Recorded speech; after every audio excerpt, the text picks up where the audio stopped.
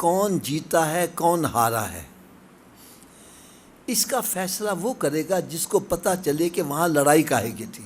یہ میرے پاس ایک رومال ہے، میں کہتا ہوں میرا ہے، حضرت صاحب کہتے ہیں میرا ہے، ہماری آپس میں لڑائی ہوتی ہے۔ جو رومال لے گیا وہ کامیاب ہو گیا، جو نہیں لے جا سکا وہ ہار گیا۔ زمینہ تے بھی مقدمے چل دیں نا، جو زمین لے جائے وہ جیت گیا، جو نہیں لے جا سکا وہ ہار گیا ہے۔ میدان کربلا میں لڑائی کاہے کی تھی؟ وہاں اقتدار کی لڑائی نہیں تھی۔ اگر اقتدار کی لڑائی ہونی ہوتی تو جہاں یزید رہتا وہاں آپ جاتے، وہ تو ملک شام میں ہے، ادھر آپ تشریف لائے ہیں کوفہ میں۔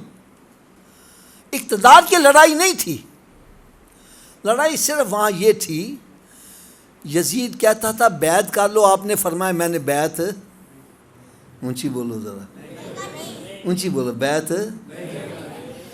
یزید نے اپنی بات منوانے کے لیے پانی بند کر دیا، خوراک بند کر دی، بچوں کو شہید کیا، خوف ڈالنے کے لیے 22,000 کا لشکر بھیج دیا، بچوں کو شہید کر دیا۔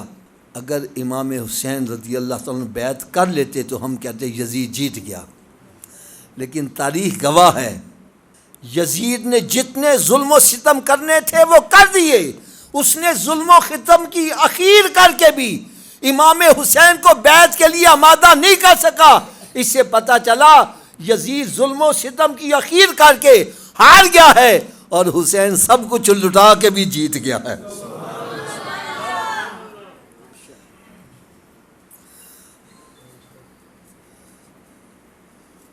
انہوں نے تو سر بلند کیا تھا نا، تو دیکھنے والے کیا کہتے ہیں؟